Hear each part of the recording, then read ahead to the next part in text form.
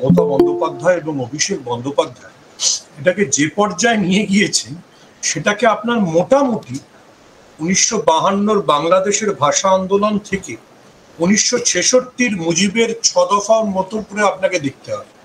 আমি এতটুকু অবাক হব না যে মমতা বন্দ্যোপাধ্যায় যেভাবে সুর চড়াচ্ছেন, এই সুর চড়াতে চড়াতে তিনি আগে দেখুন তৃণমূলীয় পরিভাষায় শুভেন্দু অধিকারীকে গদ্দার বলা হতো, এরপর শুভেন্দু অধিকারীকে যদি পশ্চিমবাংলার পরিভাষায় উনি রাজাকার হিসেবেও দেখে দেন যে যে বাইরের সাথে কনস্পিরেটর, তাহলেও আমি অবাক হব। ইট ইজ এ কমপ্লিট, আপনি যেটা বললেন, it is a complete Bangali অস্মিতার লড়াই, it is complete a war of language. কিন্তু সেখানে মমতা বন্দ্যোপাধ্যায় এত বুদ্ধিমানের মতো খেলেছেন, মানে অন্তত আজকের সভায় তিনি দেখুন, আমরা সবাই মমতা বন্দ্যোপাধ্যায় সভাটা দেখেছি, উনি শুরু করেছেন মমতাওয়ালা ঠাকুরকে দিয়ে, যিনি একজন মতুয়া নেত্রী, কিন্তু মানে নর্থ ইস্ট থেকে সুস্মিতা দেবকে দিয়ে বলিয়েছেন, মেঘালয় থেকে মুকুল সাংমাকে দিয়ে বলিয়েছেন, যে মেঘালয় গত কয়েক মাস ধরে সেটা ওই খুনের ঘটনা হোক বা মানে উত্তর ভারত বনাম মেঘালয়ের একটা লড়াই চলছিল, সে মেঘালয়ের প্রতিনিধি হিসেবে মুকুল সাংমা চলে এসছেন। আপনি যেটা বললেন আসামের বাঙালির বা আসামের শিলচরের প্রতিনিধি হিসেবে সুস্মিতা দেব চলে এসছেন, এবং তারপরে তিনি ললিতেশ ত্রিপাঠীকে দিয়ে বলিয়েছেন যে মানে আমার লড়াইটা কিন্তু হিন্দি ভাষীদের বিরুদ্ধে না, আমার লড়াইটা আরো স্পেসিফিক তিনি করে দিচ্ছেন এই বিজেপির চাপিয়ে দেওয়া নীতির বিরুদ্ধে। দেখুন আমার কাছে ডকুমেন্ট আছে, ইতিমধ্যেই কেন্দ্রীয় সরকারি কর্মচারীদেরকে এই স্পেশাল ইলেকশন রিভিউ পশ্চিমবঙ্গের জন্য মানে অর্ডার দিয়ে দেওয়া হয়েছে কবে থেকে কাজ করতে হবে। তো পশ্চিমবঙ্গে স্পেশাল ইলেকশন রিভিউ হবে, কিন্তু Suvendu Adhikari already is in back foot. আপনি যদি আজকে শ্রমিক ভট্টাচার্যের প্রেস কনফারেন্স দেখেন, কেমন যেন আমার মনে হলো শ্রমিক দা আজকে আর শক্তি চট্টোপাধ্যায়ের কবিতা বলার ঝুঁকি নিতে পারেন, কারণ ওই পুরো মানে ডায়নামিক্সটাতেই মমতা অভিষেক এমন ভাবে ঢুকে পড়েছেন যে ওখানে কাউন্টার করা ডিফিকাল্ট।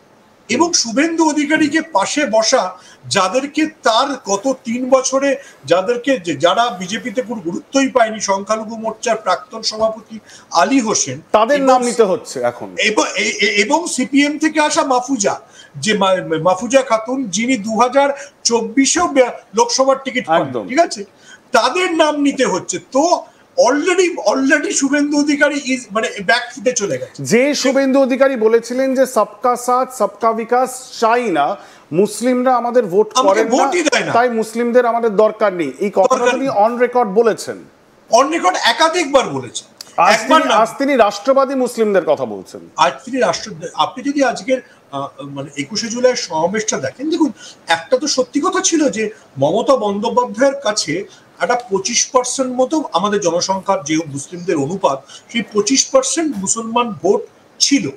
কিন্তু আপনি যদি আজকের সমাবেশ, আমি সকাল থেকে অনেকক্ষণ হেঁটেছি পুরনো সাংবাদিকতার মানে অভ্যেস অনুযায়ী, মানে আমি কলেজ স্ট্রিট থেকে পার্ক স্ট্রিট অনেক জায়গায় হেঁটেছি, যত মুসলমান আজকে এসছে 21শে জুলাই সমাবেশে, ততই আদিবাসীও এসছে। সো সামহাউ আমার মনে হয় যে বিজেপি বাঙালির মানে মানে ভুল নার্ভে হাত দিয়ে ফেলেছে, যে নার্ভে বাঙালি অস্মিতা আছে। এখানে 3টে আরো ফ্যাক্টর আছে ইন্দ্রজিৎ। একটা হচ্ছে যে শুভেন্দু বা বিজেপি দুটো জিনিস ভুলে যাচ্ছে। এক হচ্ছে বাঙালির মোটামুটি একটা 1500 বছরের ইতিহাস আছে যে কারো কাছে মাথা নোয়াবো, সেটা শশাঙ্ক থেকে নেতাজি সুভাষ বোস।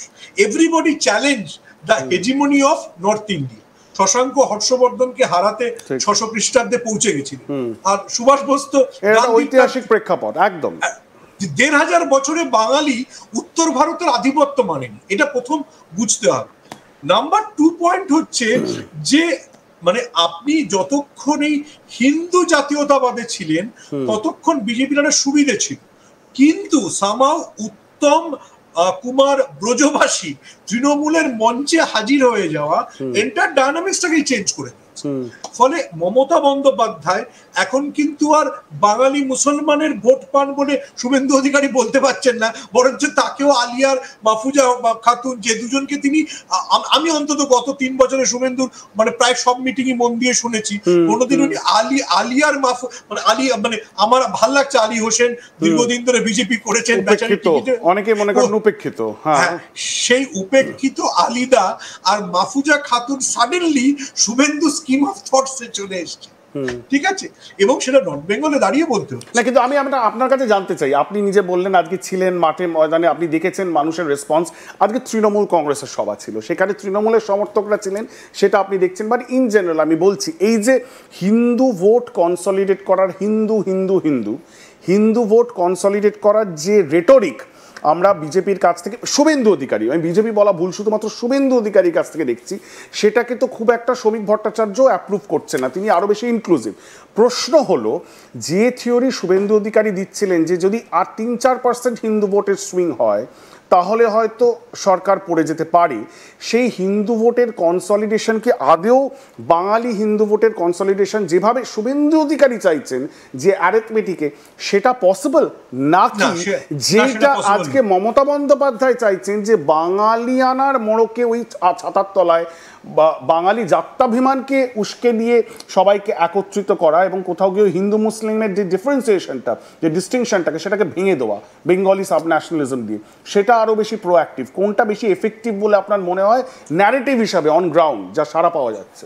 দেখুন, আজকের দিনে অবশ্যই মমতা ব্যানার্জির ন্যারেটিভ বেশি এফেক্টিভ, তা না হলে তো শুভেন্দুকে আলী হোসেন আর মাহফুজা খাতুনের কথা বলতে হতো না।